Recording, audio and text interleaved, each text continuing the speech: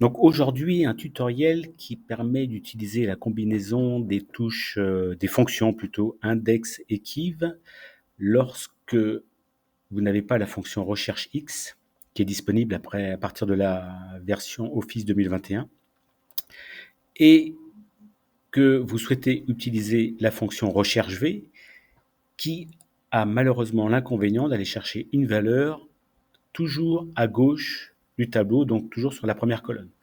Or là, dans notre cas de figure, ce que nous souhaitons, c'est à partir, en interrogeant le nom qui se trouve dans la deuxième colonne de notre tableau, nous souhaiterions donc afficher le numéro de code. Donc, nous posons la question du nom, on va dire par exemple Evans, voilà. Il est dans la deuxième colonne du tableau et nous souhaiterions afficher le code. Alors, la combinaison des fonctions equiv et index va nous permettre de pouvoir afficher la référence du code. De quelle manière? Nous utilisons de la fonction equiv. La fonction equiv renvoie la position relative d'un élément dans une matrice, c'est-à-dire qu'il va chercher la position dans la colonne. Nous cherchons donc Evans, on va le rechercher. Dans quel tableau Evans se situe dans cette colonne? Et le type de recherche est une correspondance exacte, donc nous saisissons 0. Là, il nous dit qu'effectivement, Evans, vous voyez, est en 7e position du tableau. Ensuite, la fonction index, quant à elle, vous voyez, va renvoyer une valeur à l'intersection d'une ligne et d'une colonne, alors que la fonction equiv renvoie la position dans une colonne. Donc, il nous reste simplement puisque nous avons déjà l'information du numéro de ligne, et nous connaissons le numéro de colonne par rapport au tableau, donc nous appelons la fonction donc, index. La matrice, c'est l'ensemble de notre tableau ici. Voilà. Le numéro de ligne est fourni par la fonction equiv qui est juste à gauche, donc dans la cellule G4. Donc c'est la 7e ligne. Et il a besoin de savoir, une fois qu'il est positionné sur la 7e ligne, quel est le numéro de colonne qui veut s'afficher, donc le numéro de colonne du tableau qui va de A jusqu'à D.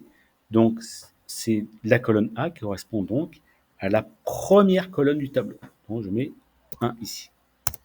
Et là, automatiquement, nous avons donc la référence numéro 7 qui est spécifiée. Alors, il suffit juste après de combiner l'ensemble de cette colonne, égale.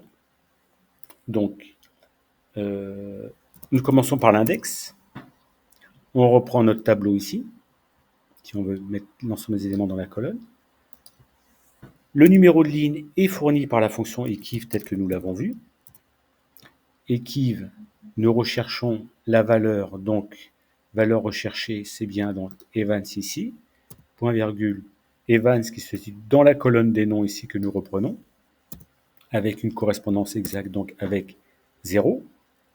Nous fermons la parenthèse de la formule equiv afin de retourner dans la fonction index. Et le troisième paramètre de la fonction index nous permet d'avoir le tableau. Le tableau, je vous rappelle, il va de A jusqu'à D. Donc c'est la première colonne du tableau. Et là, effectivement, nous avons l'ensemble des données, référence numéro 7. Je mets juste la formule ici, égale formule texte. Voilà. Donc ça vous donne l'ensemble de cette formule ici. Voilà. On voit bien qu'ici, donc, il y a l'équiv va donner en fait la position dans le tableau. L'index, après, a besoin donc de la position du tableau pour avoir le numéro de ligne. Nous avons donc le tableau et le numéro de colonne de la ligne. Et là, sans la fonction recherche V, on n'aurait pas pu, sans la fonction recherche X, en utilisant que la fonction recherche V, on n'aurait pas pu donc afficher la colonne qui se situe à gauche du tableau. Donc voilà pour aujourd'hui.